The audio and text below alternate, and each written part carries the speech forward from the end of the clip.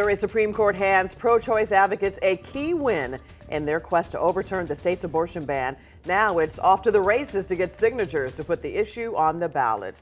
Thanks so much for joining us. I'm Kelly Jackson. And I'm Mike Bush. He'd written words like dangerous and unregulated abortions, but a lower court changed that ballot language from Secretary of State Jay Ashcroft. And the state Supreme Court decided not to hear his appeal on that decision. Our political editor, Mark Maxwell, joins us now with what this means moving forward. Mark? Mike and Kelly, now that the court battle is over, that means abortion advocates can start pounding the pavement to gather signatures, and that's a high bar. They need at least 170,000 hand signatures across the state, and they have just about 6 months to get them all turned in.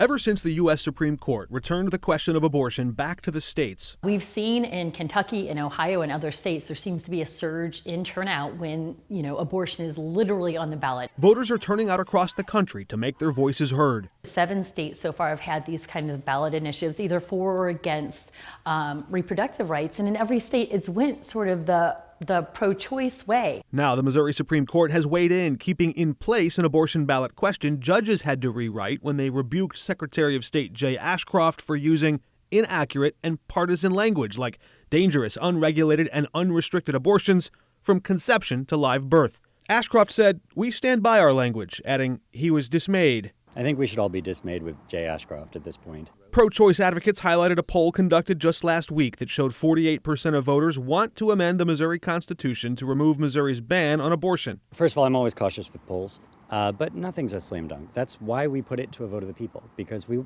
actually want to see what the people think on this issue. Now, a rival Republican-led ballot question seeks a compromise or middle ground with a 12-week ban on abortion, with some exceptions for rape, incest, or the health of the mother. That question could appear on the same ballot next to the broader pro-choice expansion, allowing abortion up to 24 weeks.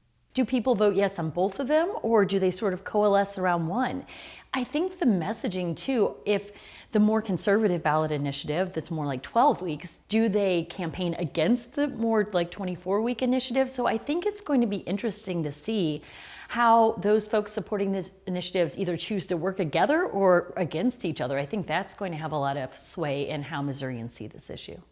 And we're already seeing early signs the two campaigns may oppose one another as they race to gather signatures. Yamelsi Rodriguez with Planned Parenthood, a local chapter, she said, quote, "There's only one path forward to move Missouri beyond the status quo of no abortion access or extremely restricted. If voters ultimately approve both questions, which they can do, the one with more votes overall would win out in the case of any conflict in those questions." All right.